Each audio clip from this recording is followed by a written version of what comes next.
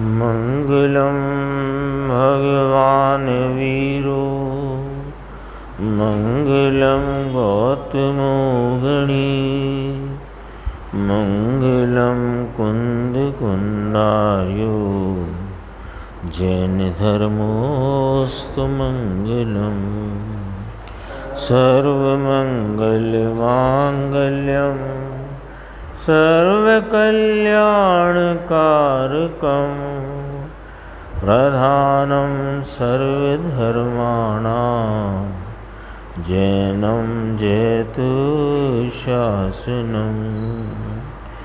मैं नमो तीर्थनायक को नमो ओंकारवाणी को नमो उन कुंद प्रभु को जिन्होंने ओमकार धारण की। अहो उपकार जिनवर का कुंद का दिव्य वाणी का जिन कुंद ध्वनि दाता उन कहान स्वामी का। चिदानंदिक रूपाए जिनाए परमात्मने परमात्म प्रकाशाय नित्यं सिद्धात्मने नमः।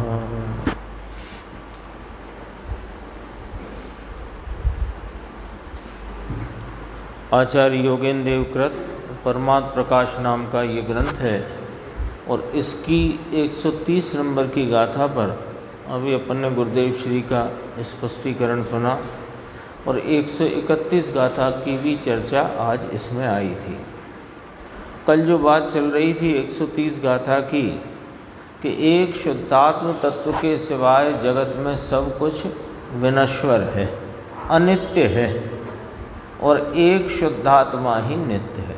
तो अर्थ इसमें क्या निकल कर आता है? तात्पर्य कि जो नित्य है वह आश्रय के योग्य है और जो अनित्य है, क्षण भंगुर है, मिट जाने वाला है, बदल जाने वाला है, वह आश्रय के योग्य नहीं है। तो ये चर्चा चलती थी। तो अनित्य भावना की बात कही तो कल अपनी बात यहाँ तक आई थी कि अनित्य भावना, असंग भावना या कि अध्रुव भावना, इसका सार क्या, तात्पर्य क्या है? कि उसका तात्पर्य तो वीतरागता है और वीतरागता वीतराग स्वरूप के आश्रय से प्रकट होती है। अब देखो इसमें गुरुदेव ने थोड़ी चर्चा निकली, वो भी अपने बीच में बहुत व्याप्त है इस तरह की भ्रमणाएँ, उसका निराकरण यहाँ है। देखो उसमें सार क्या, वही अनित्य भावना का सार क्या, रहस्य क्या?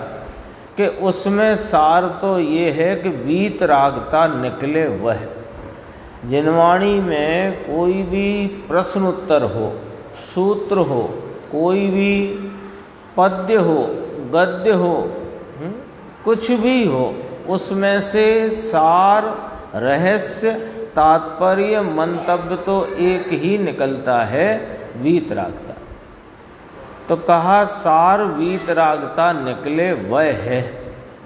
वह वीतरागता कैसे निकले? यानी वीतरागता है, ये बात तो शब्दों की हो गई कि वचन रूप रचना में से यह बात अपने विकल्पात्मक ज्ञान में लेना कि इस वचन रूप रचना में आचार्य परमात्मा का, धर्मात्माओं का, ज्ञानियों का तात्पर्य वीतरागता का प्रयोजन है, वीतरागता के पोषण के लिए ये बात है। लेकिन यहाँ परिणति में वीतरागता कैसे प्रकट हो, है ना? ये बात तो ठीक है कि समस्त जिन शासन का सार, चारों अनुयोगों का तात्पर्य, जिनेंद्र परमात्मा के परंपरा में आए हुए सभी शास्त्र सूत्र पद सबका तात्पर्य वीतरागता है। ये बात अपन ने शब्दों में वचन रूप रचना में जो बात आई उसमें ये बात तो ज्ञात कर ली विकल्पात्मक ज्ञान में। अब कहते हैं कि जब उसका सार वीतरागता है तो वीतरागता यहाँ प्रकटनी चाहिए। बात ख्याल में आई ना? जब सारे उपदेश का सार वीतरागता है तो वो उपदेश का जो सार है वीतरागता, वह वीतरागता पर्याय में प्रकट होनी चाहिए ना। कोई उपदेश हो, जैसे कोई व्यापार का उपदेश हो तो उसका तात्पर्य लाभ कमाना है, तो आपने व्यापार के कोई सेमिनार कोई उपदेश सुना समझा सीखा, तो उसका सार क्या कि आप जो व्यापार करते हो उसमें लाभ होना चाहिए। अपने व्यापार में हानि हो और हम यह उपदेश देते रहें सुनते रहें कि व्यापार का उद्देश्य तात्पर्य रहस्य तो लाभ कमाना है, तो कोई उसका मतलब नहीं निकलता है ना। तो यहाँ कहते हैं कि वो वीतरागता कैसे निकले माने अपनी पर्याय में वह वीतरागता कैसे प्रकट हो, वो कहते हैं। देखो, वह कोई पर्याय का और राग का आश्रय होने से वीतरागता नहीं निकलती यानी नहीं प्रकट होती। हम यदि किसी पर्याय के आश्रय में किसी राग के आश्रय में रहें तो वीतरागता पर्याय में प्रकट नहीं होगी। कैसे करके पर्याय का आश्रय कि कोई एक सम्यक दर्शन की पर्याय का आश्रय, यद्यपि कि वो पर्याय है ही नहीं अभी, लेकिन वो पर्याय प्रकट हो ऐसी जो तालावेली अंदर में है वो भी पर्याय का आश्रय है। क्योंकि इस तालावेली में पर्याय की प्रकटता की उतावली में वो वहाँ तो विकल्प उत्पन्न होता है, राग उत्पन्न होता है, मलिन भाव दुख रूप भाव विपरीत भाव उत्पन्न होता है, और उस विपरीत भाव का आश्रय करे और वीतरागता प्रगटे ऐसा संभव नहीं। तो वीतरागता कैसे प्रगटे? तो वो कहते हैं देखो, भगवान आत्मा पूर्णानंद का दल है। कौन हूँ मैं, है ना? तो आचार्य अमृतचंद्र देव ने 72वीं गाथा में पुकारा कि भगवान आत्मा, तो अपना नामकरण किया। नामकरण संस्कार होता है ना, तो नामकरण हो गया हमारा। किसका नामकरण हो गया कि जिसको अपने चैतन्य तत्व की प्राप्ति करने की अंदर में धगस जगी है, उसने ही तो 72 गाथा तक सुना। जिसको अपने स्वरूप प्राप्ति की धगस है, जिसको अपने स्वरूप प्राप्ति को होए मेरी पर्याय में स्वरूप के आनंद आदि भाव प्रकट हों, ऐसी जिसको अंतरंग में तीव्र धगस जिज्ञासा है, वो 72 गाथा तक उसने जब ये सुनते पढ़ते आया तो वहाँ पर आचार्य अमृतचंद्र देव ने भगवान आत्मा नामकरण किया। तो भगवान आत्मा ये है क्या आखिर? कि ये पूर्णानंद का दल है। दल अंदर वही भरा है। दल का अर्थ समझ गए ना? दल क्या होता है? कोई फल होता है तो उसका अंदर उसका दल होता है ना। तो मिठास का दल, आम क्या है कि मिठास का दल, तो वो मिठास का दल ये पूर्णानंद का दल, और उसका आश्रय ले तो वीतराग स्वरूप है यह भगवान आत्मा। तो अब पंक्ति आई देखो, वीतराग स्वरूप के आश्रय से वीतरागता होगी। लो 4 लाइनें आई। 4 लाइन में जिन शासन का महासिद्धांत खड़ा रख दिया आ गया कि नहीं? देखो क्या बात आ गई। 3 पॉइंट अपन याद कर सकते हैं, माने उन पर अपन विचार करके उन्हें निर्णय की कोटि में रखना। 3 बातें। वीतराग स्वरूप के आश्रय से वीतरागता होती है। वह वीतरागता किसी पर्याय और राग के आश्रय से नहीं होती। इसको और थोड़ा विस्तार दे दें तो वीतरागता किसी निमित्त, किसी राग, किसी पर्याय के आश्रय से नहीं होती। वीतरागता गुण भेद के आश्रय से नहीं होती। गुण भेद भी पर्याय में समा जाता है ना? तो अपन और थोड़े विस्तार से बात कर लेते हैं। फिर पहला पॉइंट, वीतराग स्वरूप के आश्रय से वीतरागता प्रकट होगी। वीतरागता पर्याय में पर्याय के निमित्त के, राग के, पर्याय के, गुण भेद के आश्रय से प्रकट नहीं होती है। तो किससे प्रकट होती है? कि भगवान आत्मा जो पूर्णानंद का दल है उसका आश्रय लेने से, क्योंकि वह पूर्णानंद का दल वीतराग स्वरूप है, तो वीतराग स्वरूप का आश्रय लेने से वीतरागता प्रकट होगी। सीधी सीधी बात है, इसमें कठिनाई कहाँ है ना? कोई कहे हमको समझ में नहीं आता, अभी हम कुछ जानते ही नहीं है, हम जीव अजीव नहीं जानते, या हम द्रव्य कितने हैं ये नहीं मालूम। कोई बात नहीं है, नहीं मालूम, मालूम पड़ जाएगा। पहले इतना तो समझ लो, आनंद चाहिए कि नहीं? आनंद चाहिए तो आनंद राग में नहीं है, आनंद वीतरागता में है। और वीतरागता वीतराग स्वरूप के आश्रय से प्रकट होती है। वीतरागता निमित्तों के आश्रय से, राग के आश्रय से, पर्याय के आश्रय से, गुण भेद के आश्रय से प्रकट नहीं होती है। तो वीतरागता फिर साहिब कैसे प्रकट होती है? कि यह भगवान आत्मा पूर्णानंद का दल वीतराग स्वरूप है, उसके आश्रय से वीतरागता प्रकट होती है।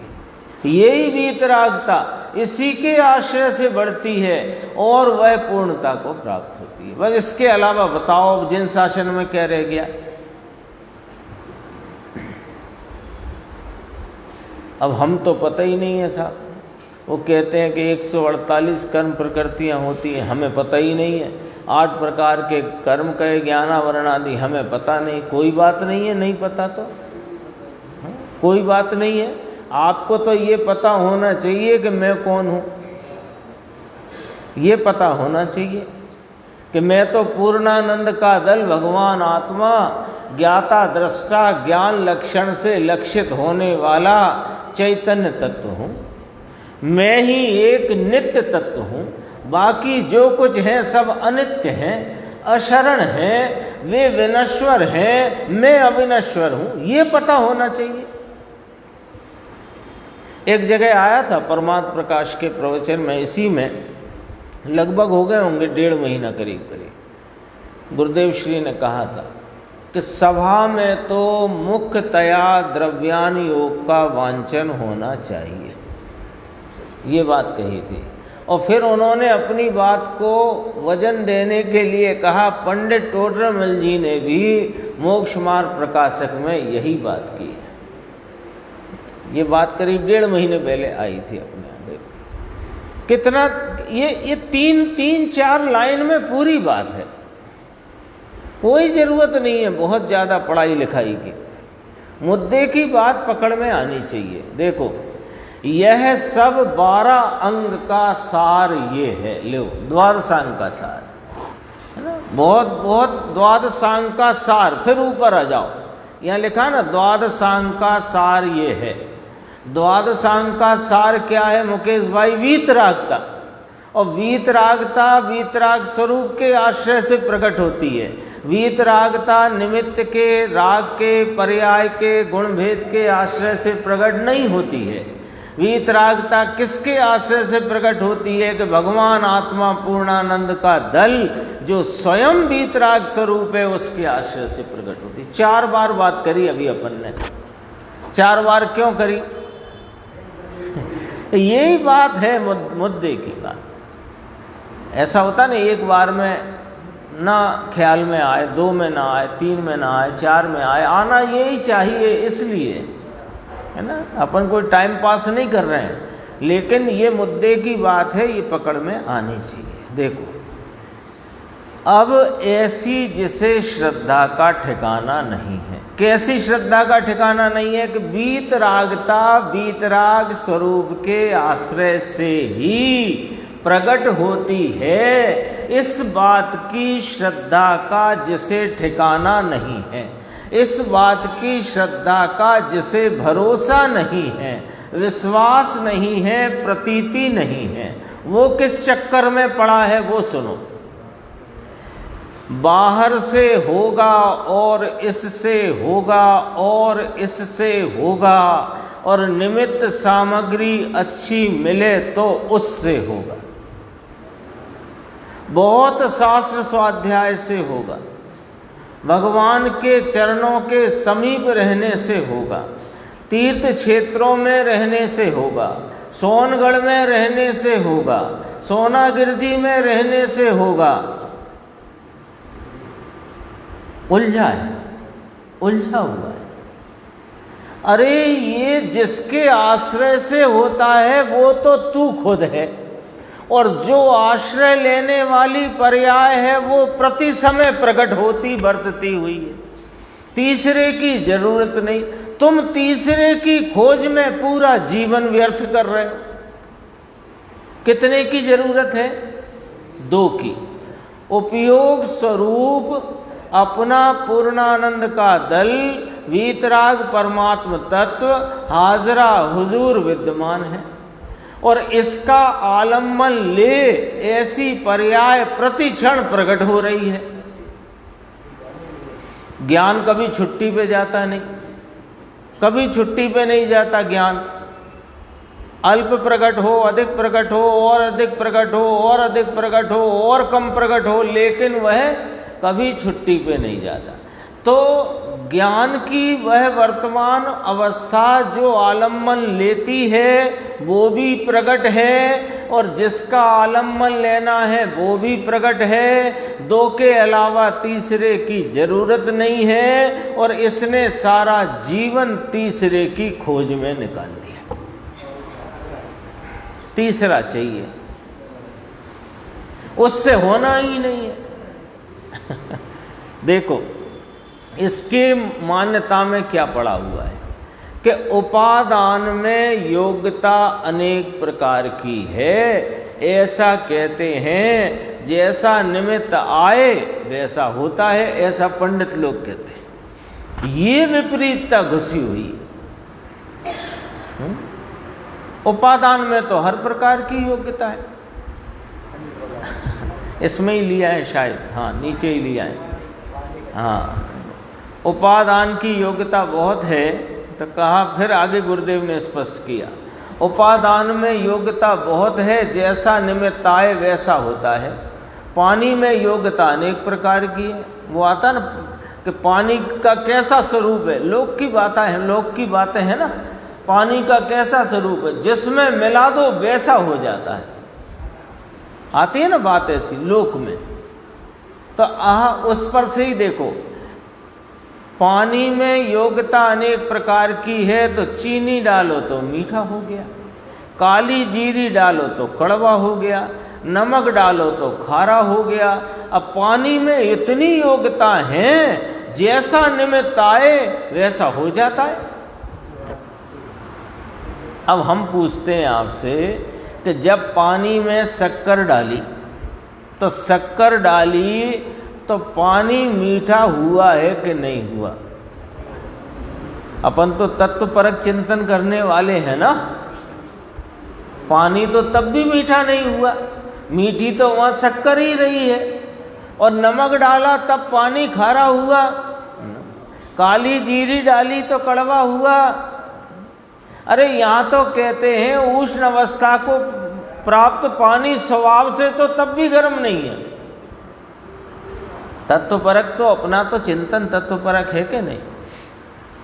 बोलो। अब जिसको संयोग देख करके एक द्रव्य होने का भान होता हो, फिर उससे क्या बात करना निमित्त और उपादान की? सच्चाई तो ये, क्या बात करें?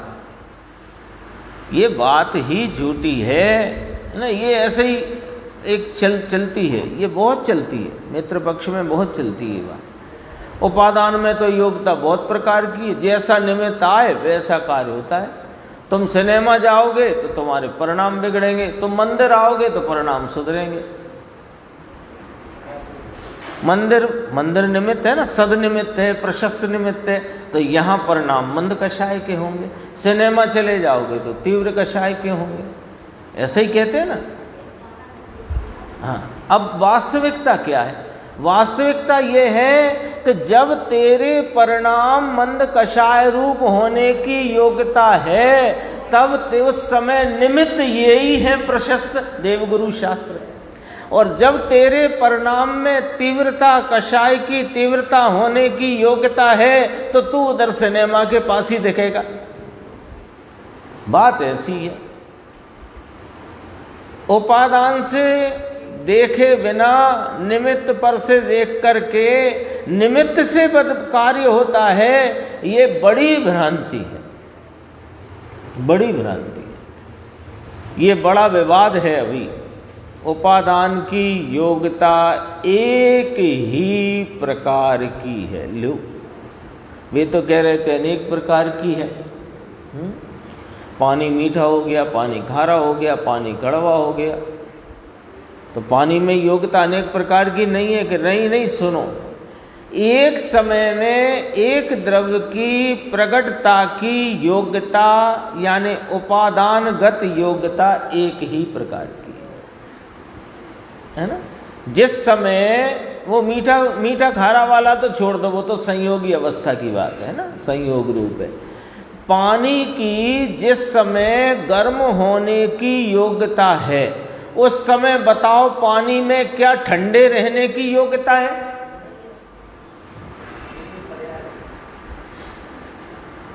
तो बताओ फिर उपादान में एक समय में कितने प्रकार की योग्यता है? समझ में आई बात ऋषभ भाई? समझ में आई बात? क्या कहते हैं? पानी में जब जिस समय उष्ण पने रूप परिणमन की योग्यता है, उस समय उस पानी में ठंडे पने रूप परिणमन की योग्यता नहीं है कि नहीं? बोलो। जो पानी जिस समय गर्म है, अब सरल भाषा, जो पानी जिस समय गर्म है उस समय गर्म है कि ठंडा है? तो गर्म है तो ठंडे की योग्यता है क्या उस समय उसमें? तो उपादान की योग्यता तो एक समय में एक ही हुई ना, दो कैसे हो गई? अब इधर से आओ। जब उपादानगत योग्यता एक समय में एक ही होती है, तो फिर निमित्त क्या करेगा? यदि उपादानगत योग्यता एक समय में अनेक प्रकार की हो, ठंडा भी हो सकता है, गर्म भी हो सकता है, गुनगुना भी हो सकता है, खोलता भी हो सकता है, एक ही समय में चार योग्यता हो, तो निमित्त की बात करो तो ठीक भी है। जब एक समय में एक वस्तु के एक परिणाम में उपादानगत योग्यता एक ही प्रकार की है, खोलता पानी गुनगुना नहीं है, और गर्म पानी ठंडा नहीं है, और ठंडा पानी गुनगुना नहीं है, तो एक समय में एक ही उपादानगत योग्यता होने से निमित्त का तो वहाँ कोई प्रकार का भाव किसी प्रकार उसमें मदद भी करता हो ऐसा नहीं है। तो फिर क्या है निमित्त का खेल? कि उस समय उस उपादानगत योग्यता को देखकर उस परिणाम पानी के गर्म होने के रूप परिणाम का विवेचन करने निमित्त में अग्नि है ऐसा ज्ञान किया जाता है। बस वह एक ही प्रकार की है, होय निमित्त। निमित्त का किसने इनकार किया है? निमित्त का उपादान होने का तो सदैव इनकार है, और निमित्त का उपादान में कुछ करे इसका सदैव इनकार है, और निमित्त का निमित्त रूप रहने में कभी इनकार नहीं है। निमित्त का किसने इनकार किया? परंतु निमित्त होने पर भी वह निमित्त उपादान की पर्याय को रचता है, कर्ता करता है, यानी उसका कर्ता होता है, ऐसा बिल्कुल नहीं है। देखो चर्चा चलती है तो गुरुदेव के स्पष्टीकरण में और भी कई बिंदु आते हैं। कल अपनी बात चलती थी कि जहाँ जिनेंद्र परमात्मा की प्रतिमा पधराई गई है, ऐसे जैन मंदिर, जिन प्रतिमाएं, शास्त्र, दिव्य ध्वनि, ये सब जो कुछ भी हैं वे सब अनित्य हैं, विनश्वर हैं। यही चर्चा थी ना। अब थोड़ा यहाँ देखना क्या कहना चाहते हैं। कल भी प्रश्न आया था, अपन ने जब बात की थी ना, तत्व विचार तत्व मंथन का विकल्प है ना, तत्व विचार तत्व चिंतन मंथन का विकल्प, उससे भी आत्मा प्राप्त नहीं होता। तो फिर ये प्रश्न आया कि साहब जिसे आत्मा प्राप्त करना हो या जिसने आत्मा प्राप्त किया है उसको ऐसे विकल्प आते तो हैं, तत्व चिंतन के, तत्व मंथन विचार के विकल्प तो आते तो हैं, है ना। ये बात आई थी ना। तो अपना उस कल भी ये जवाब आया था कि वे विचार आते तो हैं, तत्व विचार, तत्व चिंतन, तत्व मंथन, स्वाध्याय, पढ़ना, अनुप्रेक्षा, प्रश्न पूछना सब होता है, पर उससे आत्म अनुभव नहीं होता है। जो उपादान निमित्त की अभी चर्चा अपन ने देखी, अभी आ गई ना। जिस समय जीव को सम्यक दर्शन रूप उपादानगत योग्यता है, वह सम्यक दर्शन स्वरूप आश्रय रूप परिणति से स्वतः स्वयं अपने उपादान माने वस्तु की सहज शक्ति से उत्पन्न हुआ है। उसमें कोई प्रकार से पूर्व के किसी परिणाम का, किसी अन्य शास्त्र आदि उपदेश का, देव गुरु का, किसी अन्य का कार्य नहीं है, तथापि वे निमित्त कहे जाएंगे, कहे जाते हैं अनुकूल होने से। अब इसी संदर्भ से बात देखो। पहली बात, विषय का राग तो सर्वथा त्यागने योग्य है। 5 इंद्रिय के विषयों में से सुख बुद्धि छोड़ो, आई थी ना बात। फिर कहते हैं प्रथम अवस्था में, प्रथम अवस्था का अर्थ यहाँ लेना आत्मार्थिता की अवस्था, जिज्ञासु की अवस्था। आत्मार्थी जिज्ञासु की अवस्था में यद्यपि धर्म तीर्थ की प्रवृत्ति का निमित्त, देखा निमित्त है, धर्म तीर्थ की प्रवृत्ति का निमित्त जिन मंदिर, जिन मंदिर भी धर्म तीर्थ की प्रवृत्ति का निमित्त है ना, ऐसा कहते हैं। जिन मंदिर, जिन प्रतिमा, जिन धर्म तथा जैन धर्मी, संक्षेप में ले लिया, जिन मंदिर, जिन प्रतिमा, जिन धर्म, जिन धर्मी, इनमें प्रेम करना योग्य है। व्यवहार, व्यवहार अभी क्या कह के आए थे, सब मिलान करना पड़ेगा ना। आचार्य परमात्मा ने जो फरमाया है तो मिलान तो करना पड़ेगा। क्या कहा था, यही ले लो। जिन मंदिर, जिन प्रतिमा, जिन धर्म और जैन धर्मी, ये सब विनश्वर हैं, अनित्य हैं, आश्रयभूत नहीं है। इनके आश्रय से सम्यक दर्शन नहीं होता है। ये वाली बात हुई थी। फिर भी यद्यपि लिया ना, प्रथम अवस्था में यद्यपि। अब प्रथम अवस्था यहाँ क्या लेना है, जिज्ञासु की लेना है, आत्मार्थी की लेना है। तो आप कहोगे कि आप मन मर्जी के मामला चलाते हो, कभी प्रथम अवस्था सम्यक दृष्टि को कहते हो, कभी प्रथम अवस्था जिज्ञासु को कहते हो, मन मर्जी चलाते रहते हो। जब आपको जो कहना है तब कहने लग जाते हो। ऐसा है क्या? नहीं हो सकता है ऐसा प्रश्न हो किसी को, नहीं हो तो हमने उठा दिया। कि कभी तो आप प्रथम भूमिका सम्यक दृष्टि आत्मा वो ज्ञानी की कहते हो, कभी प्रथम भूमिका आत्मार्थी जिज्ञासु, ऐसे मुमुक्षु तो दरअसल बात में सम्यक दृष्टि को कहते हैं। तो आत्मार्थी जिज्ञासु की कभी प्रथम भूमिका, कभी प्रथम भूमिका ज्ञानी धर्मात्मा की। तो आप पहले नक्की करो कि आप किस हिसाब से कहाँ क्यों ऐसी बात करते हो। कि सुनो, यहाँ का अर्थ समझो।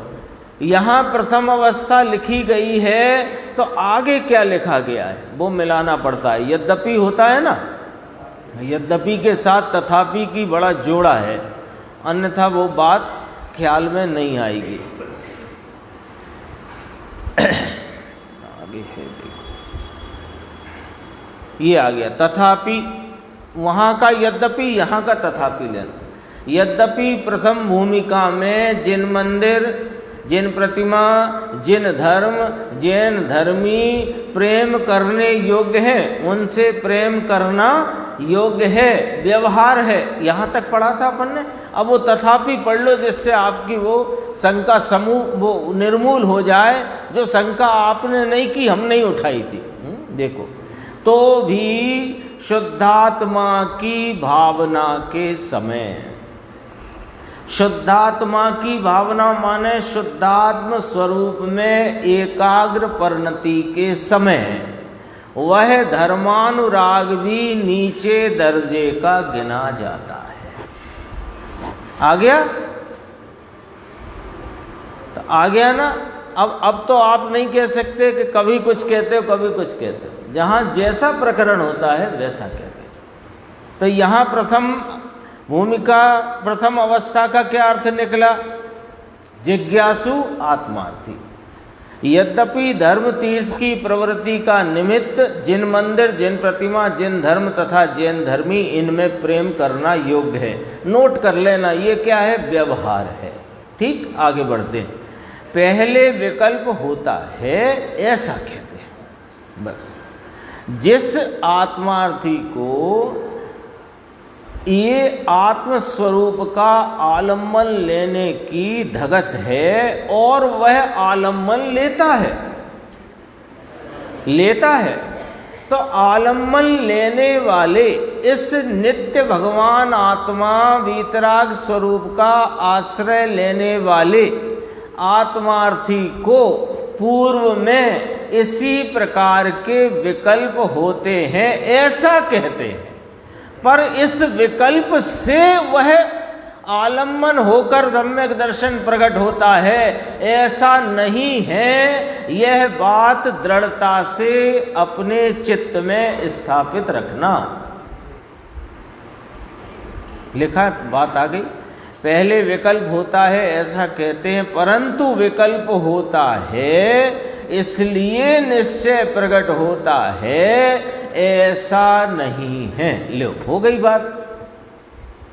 परंतु ऐसा पहले आता है। सबके प्रश्नों का जवाब आ गया? नहीं आया? आया? जवाब आया कि नहीं आया? अब हमसे कहाँ चूक हो जाती है? बस ये पूरी व्यवस्था आपकी समझ में आ गई। यहाँ आचार्य परमात्मा ने कही, गुरुदेव ने स्पष्ट भी किया, अपन ने उस पर चर्चा भी करी। अब सब मामला साफ है, बिल्कुल कांच की तरह। अब हमसे कहाँ भूल हो जाती है? हमसे क्या भूल हो जाती है कि जो पहले तत्व विचार आदि के, शास्त्र स्वाध्याय आदि के जो विकल्प रूप भूमिका होती है, वो विकल्पात्मक वृत्ति होती है, हम वहाँ राजी हो जाते हैं। बस भूल यहाँ इतनी सी है, हम यहाँ राजी हो जाते हैं। तो यहाँ राजी हो गए तो फिर वो जो असल काम है वीतराग स्वरूप के आलम्बन आश्रय का, उस काम से हम वंचित रह गए। क्योंकि अभी अपन इतने सभा में बैठे हैं, शायद ही कोई हो जिसको अभी आज जो 3 पंक्ति चली वो समझ में ना आई हो। वीतरागता वीतराग स्वरूप के आश्रय से ही होती है। वीतरागता निमित्त राग, गुणभेद और पर्याय भेद के आश्रय से नहीं होती है। भगवान आत्मा पूर्णानंद का दल इस वीतराग स्वरूप के आश्रय से ही वीतरागता होती है। ये बात किसकी समझ में नहीं आई? हाथ खड़ा कर सकता है जिसकी समझ में नहीं आई हो। बोलो रे सब, आ गई समझ में? आज़ाद भाई साहब, आ गई समझ में? अब फिर क्या वजह है कि आलम्बन नहीं हो रहा?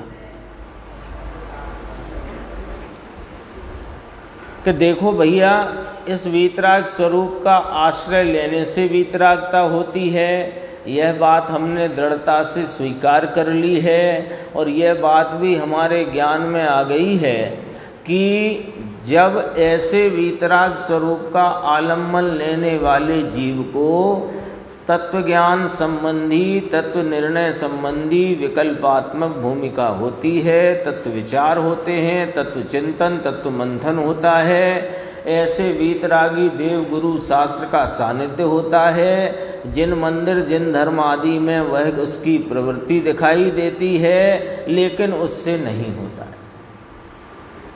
है ना? तो ऐसी होती है पर उससे नहीं होता है।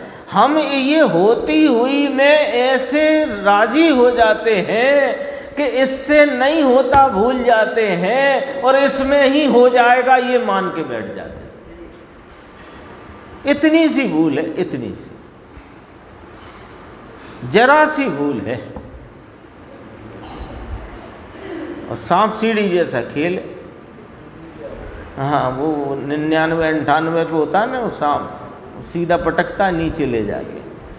और ऐसी भूल हो करके फिर संसार के गड्ढे में हम जा गिरते हैं।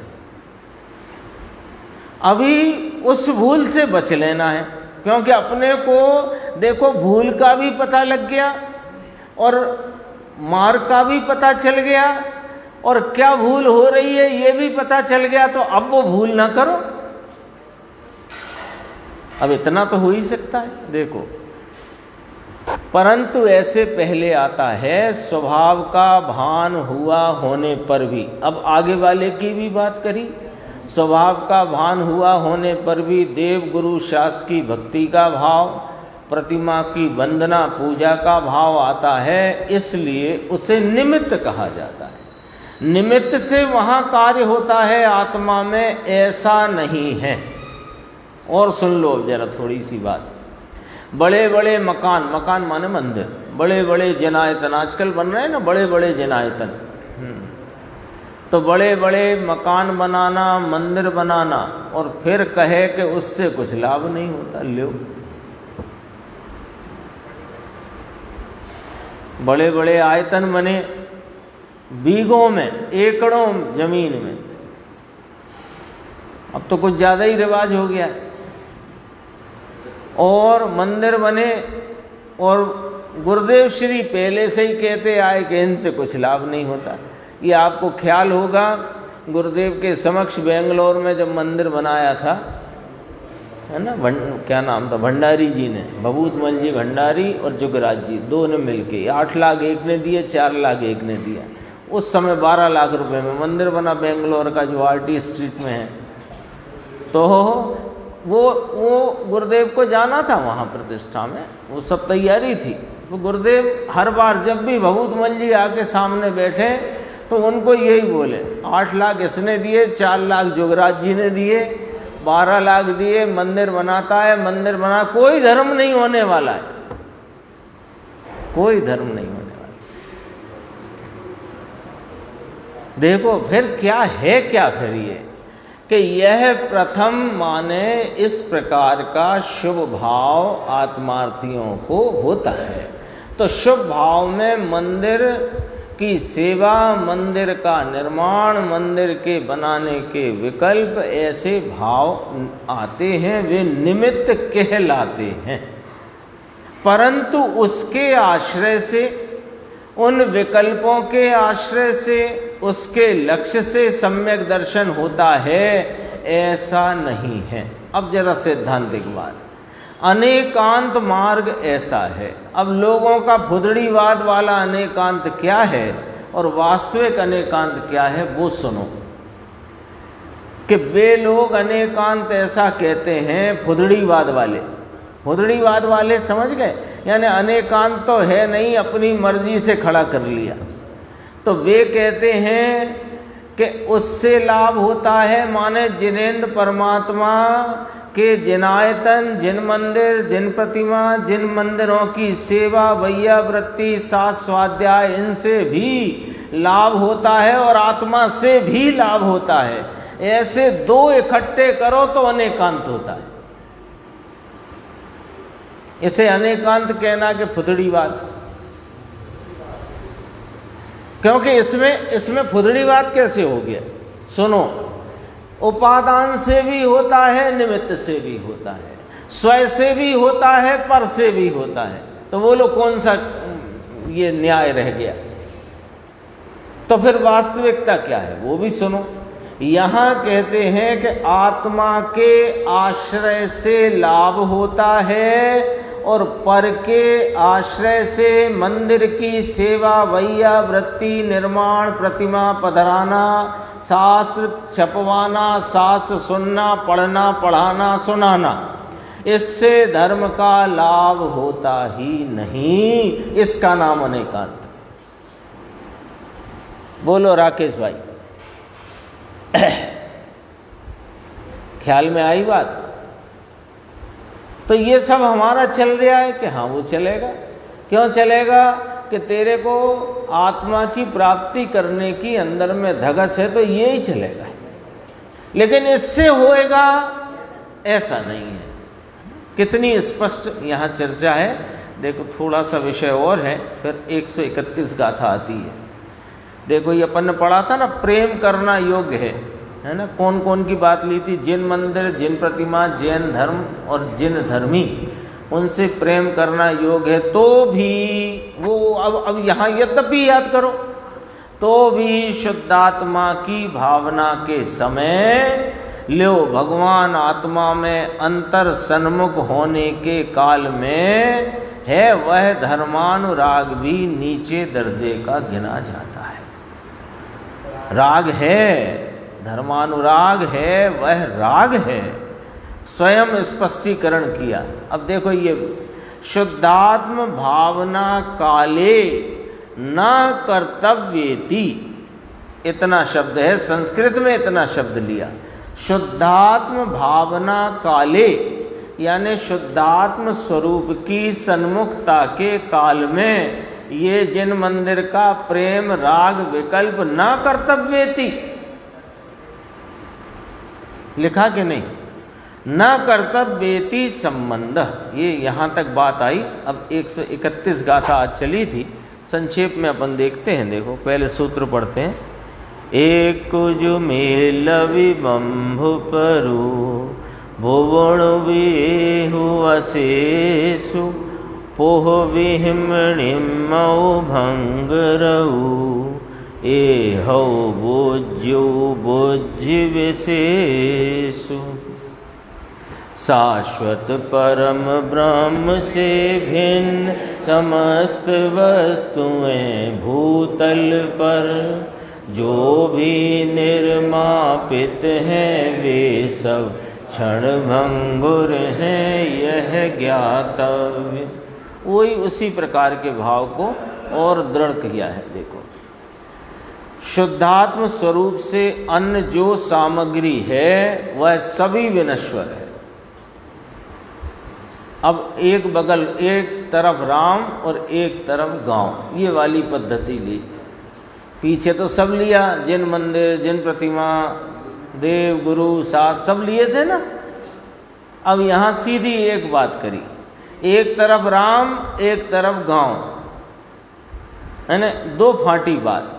एक यह शुद्धात्म स्वरूप, निज शुद्धात्म स्वरूप, इससे अन्य जो कुछ भी है इस समस्त लोक में वह सब विनश्वर है, ऐसा व्याख्यान करते हैं। इसको जरा अलग शैली से यहाँ पर लिया। देखो एकम परम ब्रह्म एव, एक शुद्ध जीव द्रव्य रूप परम ब्रह्म को छोड़कर इस लोक में इस समस्त लोक के पदार्थों की रचना है, वह सब भंगुरम विनाशिक है। इस विशेष बात को तू जान, हे प्रभाकर भट्ट, तू इस विशेष बात को जान। यहाँ शैली देखना थोड़ी सी, है ना, वेदांत नहीं है लेकिन ये संग्रहने की शैली है। ऐसी चर्चा आती है, प्रवचन सार में भी आती, महासत्ता अवान्तर सत्ता की बात आती है ना। तो जगत में कितने जीव हैं, तो उसके अनंत जीव हैं, अनंत जीव हैं। सब जीव किस स्वरूप हैं कि ज्ञान दर्शन स्वरूप है। तो सब जीव ज्ञान दर्शन स्वरूप है। तो अनंत जीव जो सब ही ज्ञान दर्शन स्वरूप होने से उन सब जीवों को एक कहा, है ना। महासत्ता अवान्तर सत्ता आती, तो एक महासत्ता, वहां तो 6 द्रव्य लिए, यहाँ तो अपन अभी जीव की बात करते हैं, वहां तो सभी समस्त 6 द्रव्य स्वरूप एक विश्व, वो एक महासत्ता। तो एक ही सत्ता है, एक द्रव्य गुण पर्याय, ऐसा नहीं। वे तो गुण पर्याय भी ना माने, तो गुण पर्याय भी ना माने। ये तो एक महासत्ता का अर्थ कि ये जगत 6 प्रकार के द्रव्यों का समुदाय रूप एक है, और उसमें सब द्रव्य जीव पुद्गल धर्म धर्म आकाश काल, ऐसे धर्म धर्म आकाश एक एक, काल लोक प्रमाण संख्या जीव पुद्गल अनंत, ऐसे करके वे अवान्तर सत्ता है। वो एक विषय आपके ख्याल में इस हिसाब से डाला कि यहाँ कौन सी शैली का प्रयोग किया है। देखो, शुद्ध संग्रह नय से समस्त जीव राशि एक है। शुद्ध संग्रह नय से समस्त जीव राशि एक है। सब जीव कैसे हैं? ज्ञाता दृष्टा। बताओ, यहाँ अपने को जितने जीव जगत में दिखाई पड़ते हैं उनमें से ज्ञाता दृष्टा कौन नहीं है? है ना। जो भी दिखाई पड़ते हो, मच्छर मक्खी चींटी आदि जो दिखाई पड़ते हैं, जो दिखाई नहीं पड़ते उनको तो शास्त्र से जानना पड़ेगा, पर जो दिखाई पड़ते हैं उनकी बात तो करो। कौन सा जीव है जो ज्ञाता दृष्टा नहीं? सब जीव ज्ञाता दृष्टा है। तो मान लो कि एक डिब्बे में शक्कर, दूसरे डिब्बे में शक्कर, तीसरे डिब्बी में शक्कर, चौथी छोटी सी पुड़िया में शक्कर, बड़े कनस्तर में शक्कर, टंकी में शक्कर। तो शक्कर की को शुद्ध संग्रह नय से कहो तो सब एक है कि नहीं? एक हुई ना। ऐसे शुद्ध संग्रह नय से समस्त जीव राशि एक है। जैसे विभिन्न प्रकार के वृक्षों से भरा हुआ वन एक कहा जाता है, उसी तरह विभिन्न प्रकार के जीव जाति करके जीव जाति के सभी द्रव्य एक करके एक कहे जाते हैं। जाति अपेक्षा एक है ना, चैतन्य जाति के हैं, तो वे एक कहे जाते हैं। वे सब जीव लो एक कहे थे, फिर सब कहा। एक कैसे कहा था? शुद्ध संग्रह नय से। जैसे अभी पुड़िया की शक्कर, डिब्बी की शक्कर, डिब्बे की शक्कर, कनस्तर की शक्कर, बड़े डिब्बे की शक्कर, टंकी की शक्कर, सब शक्कर नय से, शक्कर के शुद्ध संग्रह नय से एक है। तो ऐसे वे सब जीव अविनाशी हैं और सब देहादि की रचना विनाशिक दिखती है। लो, दिखती है कि नहीं दिखती है? विनाशिक दिखती है कि नहीं दिखती है? प्रत्यक्ष जानने में आती है कि नहीं आती है ना। शुभ अशुभ कर्म से जो देहादिक, ये क्या हुआ? शुभ अशुभ कर्म के शुभ अशुभ भाव के निमित्त से बने हुए जो पुण्य पाप रूपी कर्म, उनके उदय के निमित्त में ये जो देहादिक इस जगत में रची गई है तो सब पुद्गल। अब जैसे अभी अपन ने सब जीव को ज्ञाता दृष्टा के एक जाति लेकर शुद्ध संग्रह नय से एक कहा, अब यदि ये देह कौन है वास्तव में? पुद्गल। तो स्पर्श रस गंध वर्ण जाति की अपेक्षा सारे ही पुद्गल एक ही प्रकार के हुए, ठीक है। और इन पुद्गलों से रची गई है देह। तो ये देह में अनेक प्रकारता क्यों दिखती है? मोटे पतले लंबे ऊंचे, कोई मच्छर रूप, कोई चिंटी रूप, कोई हाथी रूप, कोई मनुष्य रूप। क्यों? कि वह कर्मों के निमित्त से जो देहादि की विध विध प्रकार की रचनाएं जगत में रची गई हैं वे सब विनाशिक हैं। हे प्रभाकर भट्ट, ऐसा विशेष तू जान, देहादि को अनित्य जान और जीवों को नित्य जान। सरल बात, विस्तार तो कर लिया पूर्व की गाथा में, अब बात को सकेल करके समेट करके यहाँ संक्षिप्त प्रस्तुत कर दी। अब इतने में ही बात कर लो। निमित्तों की बात हो गई ना सब पूर्व की गाथा, अब इतने की बात कर लो। ये अनित्य है और यहाँ रहा जीव नित्य है। देहादि को अनित्य जान और जीवों को नित्य जान। निर्मल ज्ञान दर्श स्वभाव परम ब्रह्म शुद्ध जीव दत्व, उससे भिन्न जो पांच इंद्रियों का विषय वन वह क्षण भंगुर जानो। दो स्टेप में बात करी है ना। बात करने की दो शैली होती, एक बाहर से इधर की ओर, एक इधर से बाहर की ओर, दोनों शैली का प्रयोग करते हैं। यहाँ क्या किया? यह जो जीव है ये ज्ञाता दृष्टा आनंद स्वरूप नित्य वस्तु है, और ये देह जो पुण्य पाप कर्म के उदय के निमित्त से रची गई है ये विनाशिक है, एक बात। और इस देह की रचना में ये जो पांच इंद्रियों का संयोग है इनके जो विषय हैं, इनके विषय, फिर वापस आ गई वही गाथा 130 नंबर की। इनके जो विषय हैं वो विषय क्षण भंगुर है। अरे जब दिव्य ध्वनि जैसे, जिसमें सदैव 6 द्रव्य 7 तत्व 9 पदार्थ की बात है, एक शुद्धात्मा की बात है, उस दिव्य ध्वनि को भी वक्ता श्रोता की अपेक्षा विनश्वर कहा। शास्त्र अभी समय सार है, मान लो अगली काल श्रृंखला में कोई दूसरा नाम हो, लेकिन बात तो यही होगी ना, नहीं होगी?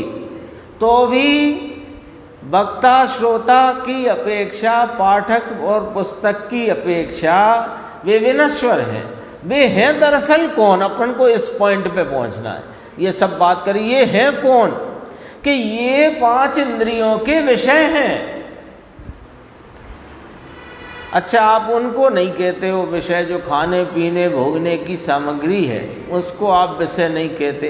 अरे वे तो विषय हैं ही, तुम इन्हें धर्म का विषय मानते हो, सो तुम्हें बताते हैं कि ये धर्म के विषय नहीं, ये पांच इंद्रियों के विषय हैं। यानी हम एक बात देख रहे हैं, कोई ऐसा कह सकता है, हम एक बात देख रहे हैं, पाप की तो बातें ही नहीं करते, पाप छोड़ने योग्य है, और पाप के जो विषय हैं, पांच इंद्रिय के विषय, भोग आदि के विषय हैं, उनकी तो बातें नहीं करते। आप जब देखो तब सीधा देवगुरु शास्त्र, देवगुरु शास्त्र, स्वाध्याय शास्त्र, स्वाध्याय, इसी पे ही आप कहते रहते हो। अरे भाई, तुम वहाँ से तो छूट के यहाँ आए हो, यहाँ आए हो तो वो साथ लेके आए हो, साथ लेके आए हो तो धिक्कार है, साथ लेके आए हो तो धिक्कार है। छोड़कर आए हो, और छोड़कर आए हो तो अब उनकी क्या बात करें? जिसको तुम पकड़े बैठे हो वो छुड़ाने की बात करेंगे, और जिसे पकड़ना है उसकी बात करेंगे। ये वाला न्याय है, ये वाली शैली है। देखो, उससे भिन्न जो पांच इंद्रियों का विषय वन वह क्षण भंगुर जानो। तो पांच इंद्रियों के विषय में सब ले लेना, प्रशस्त अप्रशस्त सब प्रकार के। गुरुदेव का थोड़ा सा अपन देख लेते हैं, 2 मिनट में ये गाथा पूरी होती है। भावार्थ में से ही देखते हैं। देखो शुद्ध, बीच में गुरुदेव ने बहुत चर्चा करी आज, है ना, साईं बाबा की, तो कभी रजनीश की, कभी जादूगर के लाल की। क्या हुआ, वो क्यों थी, बस इतनी सी बात है। दरबार की बात आई, वो भावनगर दरबार गुरुदेव की सभा में कभी कभी आते थे, तो वो दरबार की बात मालूम पड़ी होगी कि दरबार इलाहाबाद गए हैं, त्रिवेणी नदी है, नदी का संगम है, वहाँ नहाने गए हैं, स्नान करने, कि वहाँ बाबा इकट्ठे होते हैं, क्योंकि उनका आशीर्वाद लेंगे तो चमत्कार हो जाएगा, आदि इत्यादि। वो चमत्कार पर से बात चली। वो त्रिवेणी में संगम में नहाने गए होंगे दरबार, अब दरबार तो वही मान्यता वाले, लेकिन गुरुदेव के तो कोई हो, जो बात सामने है तो साफ है, चाहे दरबार हो चाहे कोई हो। तो कहा लोगों की कल्पनाएं हैं, तो वो चैतन्य चमत्कार की बात चली कि साईं बाबा का चमत्कार उन दिनों का बहुत चलता था। फिर रजनीश की बात आई, फिर जादूगर के लाल की बात आई, फिर पता लगा कि रजनीश ने के लाल को बुलवाया है कि थोड़े जादू हमारे यहाँ भी तू करता रहे भाई, तो हमारा भी चमत्कार चल जाएगा। वो के लाल दरअसल में स्थानकवासी जैन था, और वो गुरुदेव के दर्शन करने आया। तो गुरुदेव कह रहे कोट उतार के आया था, मेरे पास आया था, मिलने आया था। ये तो कहा कि इसमें चमत्कार तो दरअसल चैतन्य का है, पूरे जगत में और कोई चमत्कार नहीं। और चैतन्य का क्या चमत्कार है, कि चैतन्य का ये चमत्कार है कि यह चैतन्य भाव, यह चैतन्य स्वभाव अपने असंख्यात प्रदेश में से एक प्रदेश बाहर निकले बिना ही सारे 3 काल 3 लोक को जान लेता है, और उनको यहाँ लाता नहीं और आप वहाँ जाता नहीं। ये चमत्कार है, ये चैतन्य का चमत्कार है। तो ये वाली बात आई थी। अभी तो अपन इस गाथा का भाव देख लेते हैं। शुद्ध संग्रहण से समस्त जीव राशि एक है, एकम परम ब्रह्म, है ना। ये यहाँ थोड़ी बात ये ध्यान रखना, ये वेदांत वाली बात नहीं चलती है। ये शुद्ध संग्रहण से एक कहा, अभी अपन शक्कर का उदाहरण देख चुके हैं, है ना। शुद्ध संग्रहण से समस्त जीव राशि एक है, एकम परम ब्रह्म, है ना। उसमें से निकाला कि शुद्ध संग्रहण से समस्त जीव राशि एक है, समस्त जीव भगवान स्वरूप है। लो, हाँ, एक यानी सत्ता से एक नहीं, लेकिन एक जाति के होने से एक संग्रहण है। समस्त जीव भगवान स्वरूप है। अपन ने शक्कर का देखा ना, पुड़िया की शक्कर, डिब्बी की शक्कर, डिब्बे की शक्कर, ऐसे परमात्मा के स्वरूप से सब जीव भगवान विराजते हैं। पूरा लोक परमात्मा स्वभाव से भरपूर है। लो, ये क्या कहा, ये जो लोक है, 3 लोक है ना, 343 घन राजू लोक, बाकी अलोक। तो इस लोक में कोई प्रदेश ऐसा नहीं जहां जीव न हो, ठसा ठस भरे हैं। कैसे, एक समझने के लिए, जैसे काजल की डिब्बी में काजल भरा हो, तो सुई भी डालोगे तो काली होके आएगी। बारीक से बारीक सुई भी उस काजल की डिब्बी में डालोगे और निकालोगे तो काली होके आएगी, है ना। ऐसे 343 घन राजू प्रमाण वाले इस लोकाकाश में कोई प्रदेश ऐसा नहीं जहां जीव नहीं हो, कोई प्रदेश नहीं। तो वे सब जीव किस स्वरूप से हैं, परमात्मा के स्वरूप से।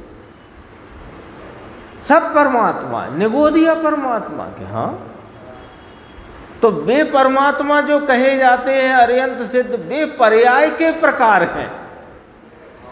जो परमात्मा अर्यंत सिद्ध को कहा वो पर्याय का प्रकार है, और ये जो परमात्मा लोक में सर्वत्र रहे हुए हैं, ये स्वभाव से परमात्मा है।